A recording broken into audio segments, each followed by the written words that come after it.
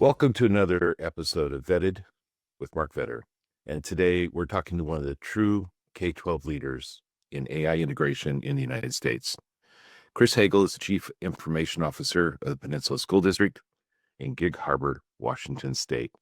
And right now, he and his district are the ones to follow. He's very lucky with support of his district and with the support of a lot of people around him to be able to step out and to lead the rest of us through this AI transition. So, Kris, welcome to Vetted. I appreciate your time this morning. Um, got to talk to you a couple of years ago when you did a keynote at the Micro K-12 Tech Fest. Yeah. And at that time, AI was brand new. Generative AI was brand new. We're all wondering, where was this going? I think we're still wondering where it's going.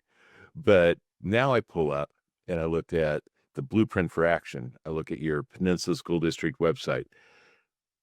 Describe to me the journey, both professionally and personally, how you got to this point with your leadership in AI. Sure.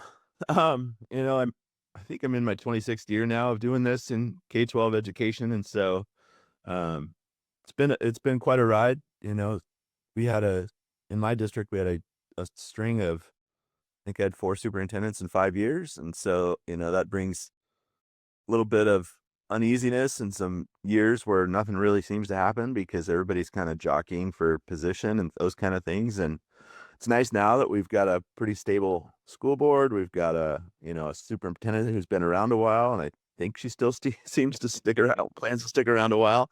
So it's great having that leadership there.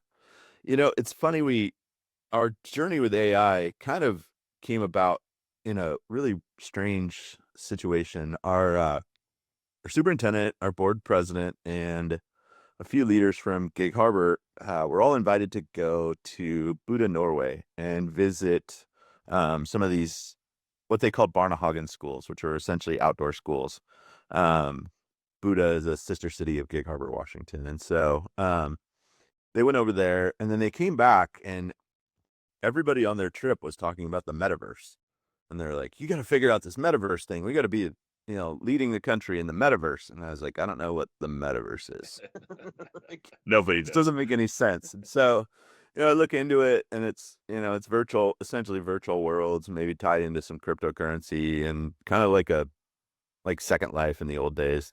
I guess Second Life is still around, but so I was like, all right, I'll dig into this. And as I was doing that, I was like, gosh, there's some really interesting stuff happening, right beside it in the world of AI. And so I did a presentation about 4 months before ChatGPT came out to our admin team, all of our principals and all our district office administrators in the fall, and our kickoff in the fall. And I was like, here's what I can figure out about the metaverse. I don't know what's going on. It might be something. We should keep an eye on it. And oh, by the way, there's this AI thing that can, even right now, can write a paper, and it can make some pictures. I'm like, I don't know what this is going to do, but it seems like it could be something. So we had some teachers that had kind of jumped in the spring of 22. So even before this, like as I was just researching this metaverse thing, and um, they were taking a class, a facilitated class through ISTE. ISTE had already started kind of having a conversation about what is artificial intelligence going to be. And so we had a few teachers that were already a little bit primed for it. And so, when ChatGPT came out, then we were not just shocked a little bit at what it could do, because it was a lot more user friendly, a lot more ready for the general public than when I was first looking at some of the AI tools back in the summer and spring of 22. Um, but yeah, that's kind of how we got around to it. There's a lot more to that story I could go into for quite a while, but yeah, to say it all came out of a strange set of coincidences with, digging into the metaverse, and then really kind of seeing what else was out there in the new emerging tech front. Good leadership. Yeah. You wanted a vision. Had the courage to support you to begin the journey, right? Yeah. No, our board, our superintendent are unbelievably supportive. Our board put together their strategic plan back in 2022. And one of their 5 goals was innovation. They wanted us to be an innovative school district. They wanted us to do new things, to look at things differently through a different lens. And so, having a board that's supportive of us, trying things, and they may work, they may not, who knows? Um, and then, supporting that by, they also then followed that up and went out to voters and asked for a safety, security, and technology levy. So that gives us, dedicated funding to try some of these things as well. And so, it's the last 4 years have been really, or 3.5, 4 years have been really, fortunate for me to have that support from both my superintendent and my board, to really just kind of dig into this stuff and figure out how to make it happen. I had coffee a week ago today with the school board candidate. And she said, okay, if I get elected, if I'm fortunate enough to get elected in the area of technology, what do I need to know? And I just talked to her about leaders and backing them with courage. They just need to be given the ability to challenge the status quo. Because that's hard. When you challenge status quo, you're not making friends all the time, are you? No, not at all. No. Interesting quote by Mark Cuban this week on X. That he says within 5 to 10 years, if a school teaches in a manner where answers by students can be generated by an AI model, it's a blank school. I'll leave the word out, and way behind. We know kids will always take the path of least resistance. Schools will have to change the path and how they learn, with AI as a part of the solution. The days of teaching like it's 2024 will soon need to end. What's your reaction to that? It's my initial reaction is it's easy for somebody from the tech world to say that doesn't work in education, but also he's probably right. It's, we had a conversation, we had our executive team retreat. So in our district, we've gone with a model of 5 chiefs and the superintendent or the executive team. And we had a retreat yesterday, and we were talking about, what is our work for AI for the coming year is one of our topics yesterday. And, I said, there's still a mindset out there that, and it's a pervasive mindset in both students, parents, and teachers, that any sort of use of AI is cheating. Even in a district like ours that's, fairly on the cutting edge of some of this stuff, that we have to change that narrative that this is reality now for everybody in the world, and everybody in the world is going to use these tools to help them do whatever it is that they need to do. And so that's going to adjust all of the things that we look at. I was invited last week by the Gates Foundation and a few other nonprofits to DC to talk about what is the future of AI look, or what is the future of assessment and accountability, or assessment and accessibility, look like in the world of AI. And so they were talking about how do you assess student learning.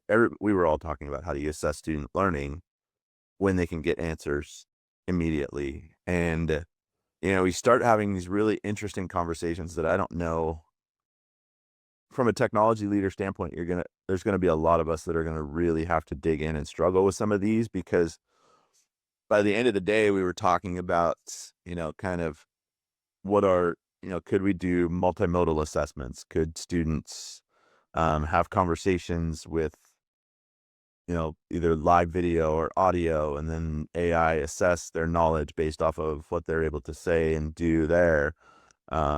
There was this conversation around what somebody had coined in the room, kind of ambient assessments. Like, what if there was microphones in the classroom, or what if there were cameras in the classroom that were listening and watching what the kids were doing? And, say they were having a Socratic seminar and having the conversations back and forth. Could you assess learning in those modalities? And so I can think of I started sharing this yesterday, and I could just see people's face cringe, thinking about data privacy and thinking about who wants cameras in the classroom, who wants microphones in the classroom. Like, all of those things are going to be really big challenges if this is ever even a thing. And I'm not in any way, shape, or form supporting that yet. I'm just exploring the possibility. We've done some stuff this year with transcribing student conversations. So we had students do focus groups, and then we would transcribe all of those conversations and then run them through AI to see, were there topics that we missed? Were there things that, maybe as the adults in the room were listening to the conversations that we didn't pick up on that maybe the kids were trying to say to us? And there's some fascinating things that you can get back from that when you do that. And so I think there's going to be all kinds of different changes to education because of AI, changes to how we look at learning, how do we assess learning, what are the skills that are needed. We already have English teachers that are moving, not all of them, of course. This is a portion of our English teachers that are starting to move away from, the output product of essays and more to things like, what are, I want to see your entire process that you've got here. So if you used AI, I just want to see the entire chat log, because I'm going to read that and I'm going to be able to see your thinking going on behind the scenes that got you to where this end result is. And so that's a big shift for a lot of people, a lot of teachers, a lot of thinking is, it's not the end product, it's the process that got them there, that can show the learning. And so I think there's a lot of change coming that's going to take some time and going to take some real work and going to take, changing people's belief systems about what does education look like is, that's simple. We can probably do that tomorrow, but I'm being sarcastic because, people are going to push back on that for years and years to be able to want to change what they currently believe about what does education look like. So We really haven't changed the system since Horace Mann in the 1800s, have we? nope. I talk about if people listen to podcasts, they've heard my analogy. We grew up in a 900 square foot classroom looking at the teaching wall, and architects even call it the teaching wall in their literature. Oh yeah. And that has to change. That just has to change. So the soft skills businesses they want people who can self-learn, collaborate, produce a product. Can an AI agent evaluate those soft skills for the teacher? I don't know if today that can happen. I think it's not a far leap in technology capability for that to happen. There's a lot of work that goes into just detecting all kinds of things in conversation, and either that be voice conversation or text conversation. And, can AI pick up on growth mindset or any of those types of things? Probably eventually. I mean, I think there's probably, if someone were to, either specifically train a model on that, which is not terribly difficult anymore, you could probably fine tune a model that would, be able to pick up on some of those soft skills that you would want people to have. I don't know off the top of my head, I don't know of any that are out there, excuse me. But from a technical standpoint, I don't see that that's a huge barrier at this point in time. I want to finish up at the local level. Peninsula School District has an AI hub website, which is beautiful, easy to use. I'm on it right now. Are you monitoring the traffic? Is it getting traction with your staff, or is it still something that's out there as a vision, but people aren't digging into it at a greater level? We know that 3% are going to be the change agents, right? Yep. 17% or so who are going to follow along when they see value, but the great middle, the 60%, are they digging into this for you guys yet? I would say for us, the 60% are kind of still in that cautiously interested camp. We have our early adopters. Those are my 30 or so teachers that have been with me since 2022. We've even got the next, whatever you said, the 17, 18%. I've got those kind of eyeballed right now as kind of my focus area for this coming year. But that great middle and the tail end of the innovation curve, we still have, of course, the people on the far right of that curve that are no way, no how, no, not going to do it. it's a smaller percentage than, we surveyed our staff in the middle of last year, and I was shocked when I looked at the graph of their comfortability with AI right now. And then I laid the diffusion of innovation curve on top of it, and it almost matched perfectly. Um, and so our our staff are digging in. We're one of the things that I think, we probably didn't do as well as we should have, and this was a long part of our conversations yesterday as a leadership team, was we didn't do enough with our principals off the bat, like early on. And so now we're having to go back because our principals are instructional leaders in the building with, they're the people that are helping their teachers, grow and move. Due to budget cuts, we've lost all of our central office, instructional facilitator type positions. And so that has in our district falls back now to the principals in the building. They have to be the instructional leaders to move forward instruction in the classroom. And so we have some work to do with our principals in this coming year, and that's what we're going to be focusing on to help that 60% of the teaching staff, find more comfortability in how that's going to adjust and adapt for them. We're going to come out and, be pretty blunt that, it's not really an optional thing anymore. You've got to get, you've got to figure out what's your place in this, adaptation and change and education and society with AI. We know that that's not going to be something that everybody's going to jump on immediately. It's funny, the traffic from that website is primarily outside of Peninsula School District.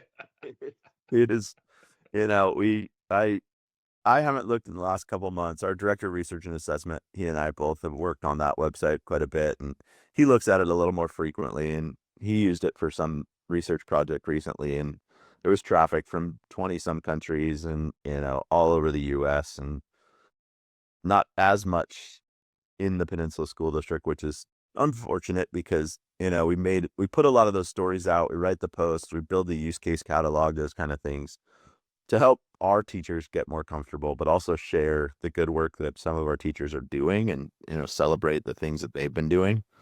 And so we just need to get more people, I think, in our district, like you said, in that, that 60% range, that we've got to do some work on them. But I want to go back to something you said, because I was a principal for 22 years from the central office. So I'm complaining about myself in some ways. Then as a tech director, my job wasn't to train the teachers as much as to train the administrators. And we talk about how hard it is to train teachers sometimes. Yep. Training principals is torturous.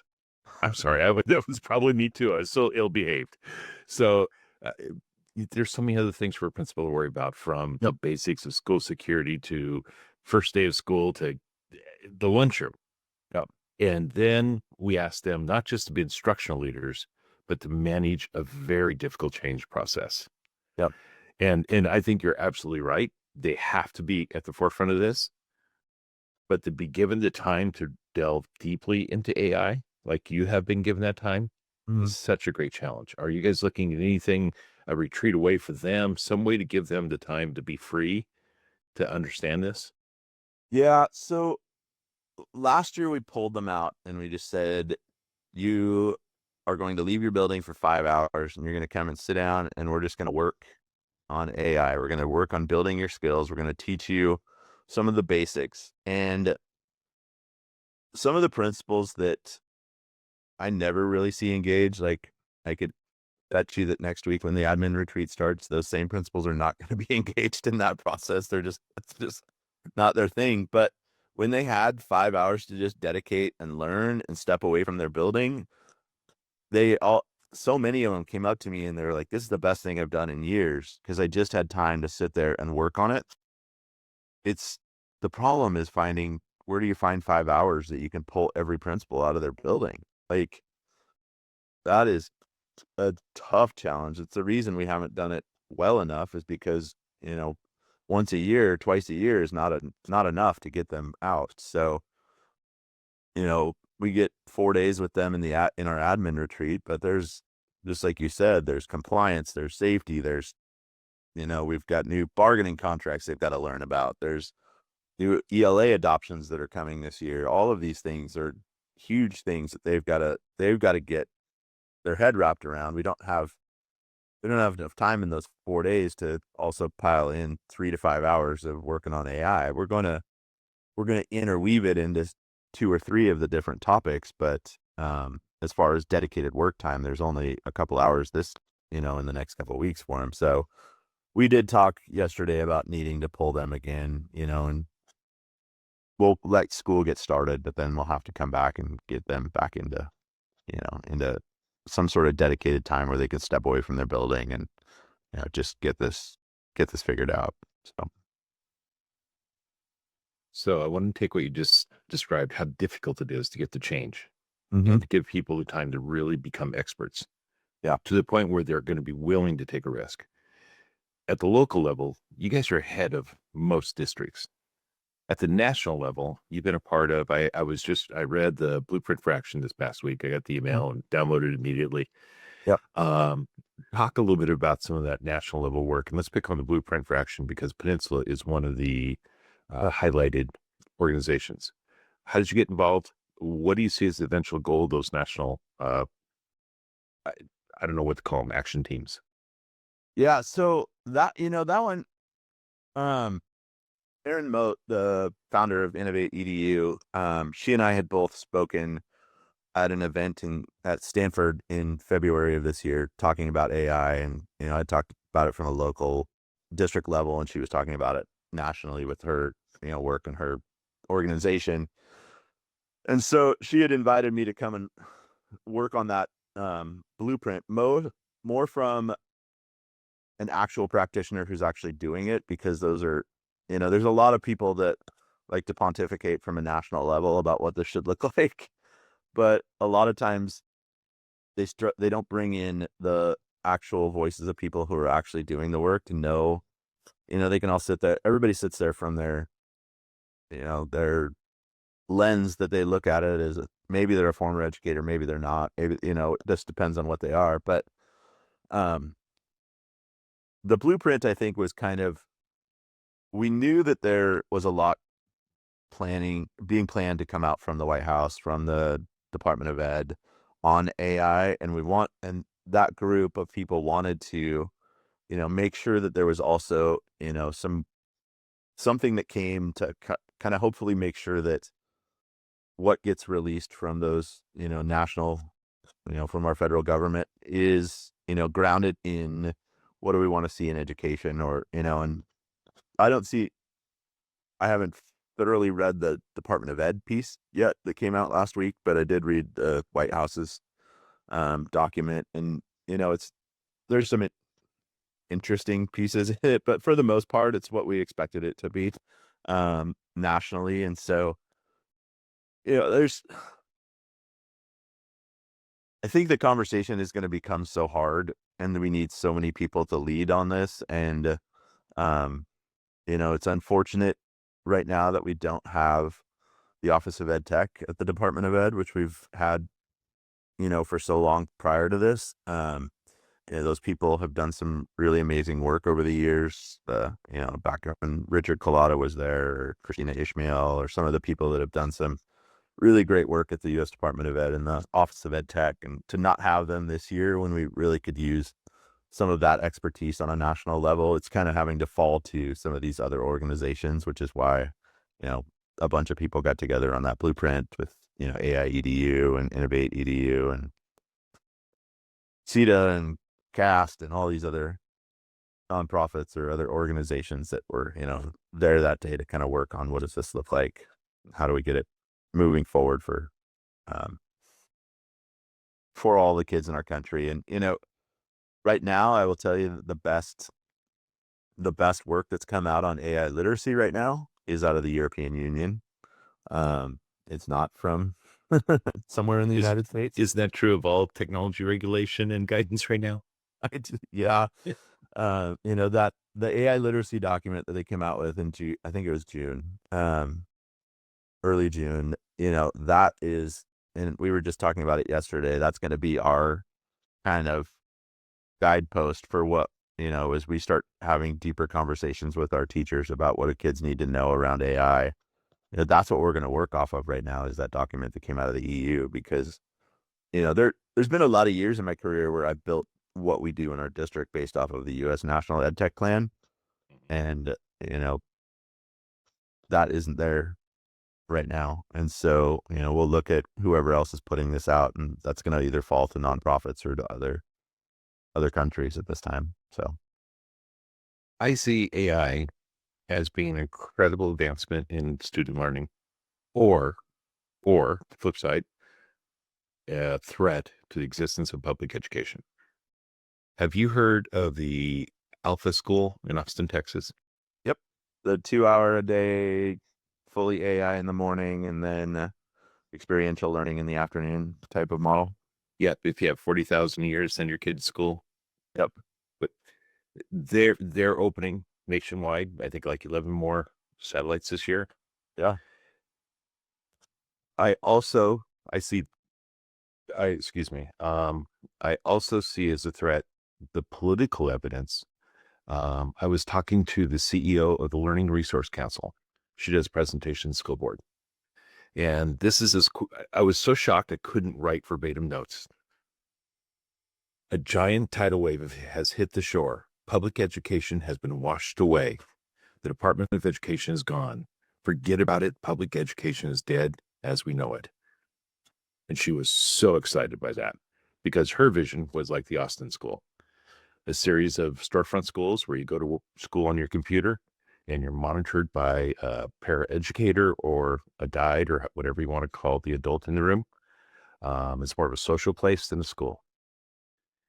Is AI, with its availability to private industry to profit from education, a threat to public education?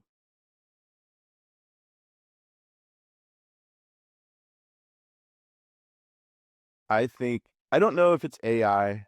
I think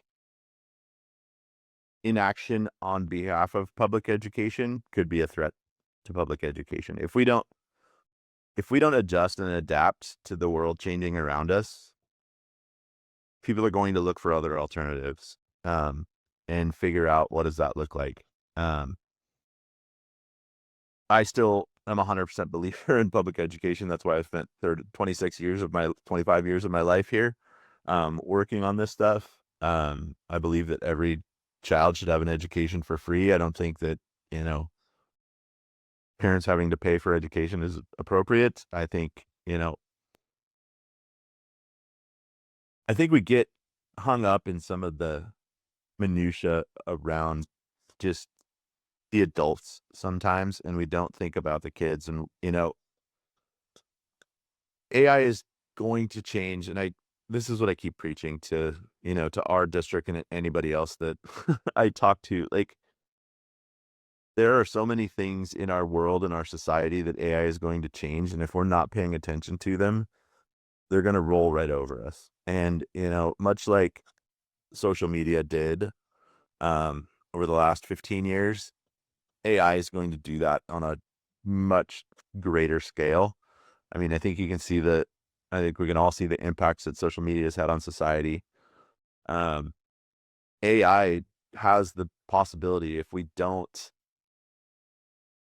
adapt, like there's the study that came out of MIT. Well, it's a really small study and not a great one, but like how students can lose their cognitive abilities based off of, their usage of AI. Like, if we're not careful, what does that look like if people stop learning, and they just rely on AI for everything? We were having a long conversation last night in our executive leadership team about students and conversational chat bots and, their emotional interactions and building relationships, anthropomorphizing, AI. Like, I'm not as worried about public education as I am about society at large. If people are, stopping building relationships with other humans because they can get their needs met by a chatbot, like those are the things that really concern me right now, and very few people are paying attention to those.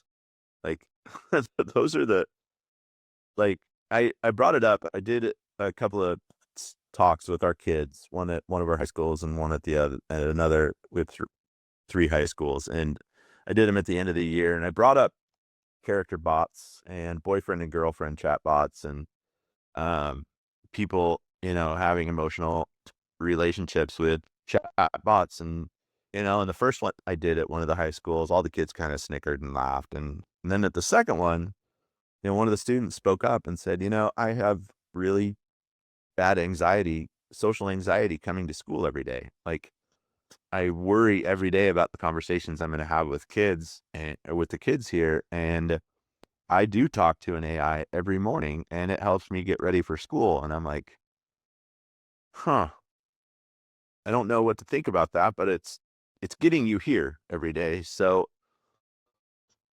I think maybe we should, I don't know. I have so many questions when it comes to some of these, existential conversations around AI that I don't know.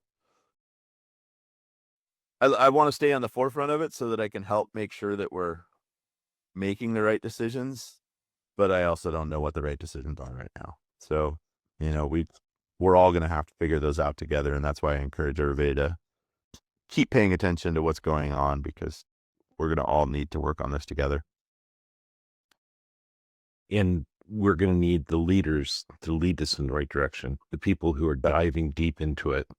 In districts, at least in our state, Washington State, we're at the funding cliff, right? Every district is cutting back right now. Yep. We have so many districts under state oversight even, which has never happened in my 40-year career. Yep. The people aren't putting the resources into learning this very difficult subject and envisioning future. If we don't envision the future, we're going to get run over. Yep. We have to shape it as teachers, as educators. We have to shape the future.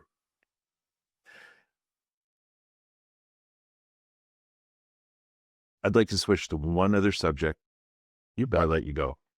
In addition to your educational leadership, you're a technology leader in your district.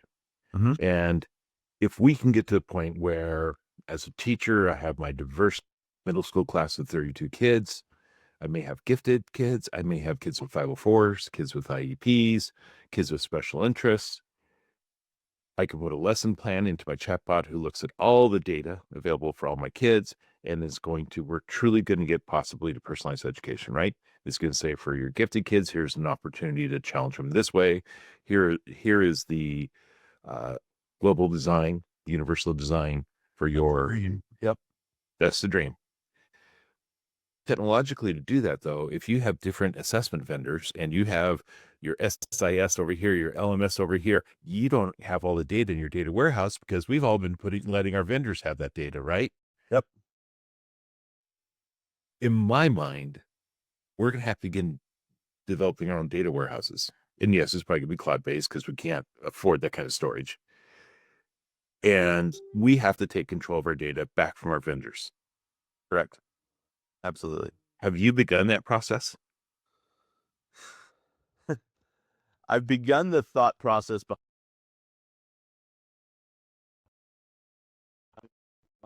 we were talking in one of our meetings about, we've worked so hard in education for the last 20 years we've called it interoperability. We've asked, and what that's looked like eventually. I mean, I was telling a story a few months ago. I spoke at what used to be NEC, which is the precursor to ISTE, back in 2007, about data interoperability. Like, I had that conversation, like, that is almost 20 years ago now that I was, beating this drum of like, hey, we got to get our data. We need it easy to get it both ways, back and forth. And all we ever did on all of this work was an easy way to give our data to the vendors. Nobody's ever done the conversation. I mean, there's been, there's some standards that are out there. There's EdFi, there's SIF, there's a couple of others that, try and move data back and forth, but none of them have really truly taken off. And, it's because that's for the ed tech vendors, that's their moat. That's what keeps you in their sandbox. Like, that's how they're, keeping you as a customer. And until as customers, we start demanding in our contracts and in our RFPs that, all of our data has to come back. Like I did it this year for the first time, because I've known this in the back of my mind for a while, and I've never really gotten that forceful about it, but I did with our transportation routing vendor this year. It was simple, it's not even assessment yet, but I'm like, we will not sign this contract unless you can show me exactly how I can have all of my data come back to me every single day. They were starting to do a few things just on the, operations side with RFID badges for kids. And I'm like, unless I can have the exact numbers, the RFID cards, and pull that data back, I can't integrate you into any of the rest of the things that I'm doing. And so, like, it's just those conversations that we have to start having with every vendor, and just stop signing contracts until they do start giving you methods and ways to get your data back. Like you said, I I told our leadership team yesterday that our biggest work in this coming year is, what in Silicon Valley right now they're calling context engineering, but essentially it's getting all the data compiled so that you can give it to AI, so that it can start making those decisions on behalf of students, on behalf of, staff, on behalf of our operations of the district, whatever it is. And it's going to be about getting our data. Um, it's and where do we put it, and how do we house it? And, like you said, it's very likely going to be in some cloud data warehouse. It's going to be in some data lake, unstructured data, just raw data, whatever it is. And you can do that in multitudes of different, every major cloud vendor has a place you can put it. And then just make sure it's accessible and readable so that we can start having, AI assisted conversations on, student learning or even operational data, whatever it is. That's the work that's my big focus for the coming year from a technology leader standpoint. And that's, something I've had conversations with leaders across the Puget Sound area is, some of them, they're like, well, what should I work on next? I'm like, this is what you should work on, is where are you putting your data and how are you getting it together? Like, maybe you can catch up and have the conversations if you're a little bit farther behind on, getting some of the AI tools going. But if you work for the next couple of years and getting your data into somewhere where it can be accessible by AI, you can work on the AI pieces tangential on, on parallel tracks, and maybe, do some of that work behind the scenes so it's ready when people are finally ready to have those conversations. And certain vendors are going to have a big issue with that because they want our as disaggregator data, but they want to sell our data. Oh And yeah. so from my point of view, it's a good thing because I don't want anybody selling my kids, right? No. But many of our peers don't feel that way. They aren't as concerned about the security of the student data. But now you have student data sitting within an AI agent, in which if that student's having a conversation about their anxiety, as you talked about, Mm-hmm. or could be anything from gender identification to preferences. Yep. And then they move to a different state with different laws. That data could be very harmful to that student or their family. Yep. Right now, we don't have any national leadership around that at all. And as a matter of fact, states have been banned from regulating AI. Yep. How are we going to deal with that issue as it explodes?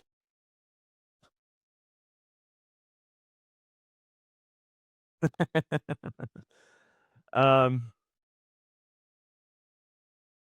it's a really, it's a tough conversation, and it's one that, I still remember back.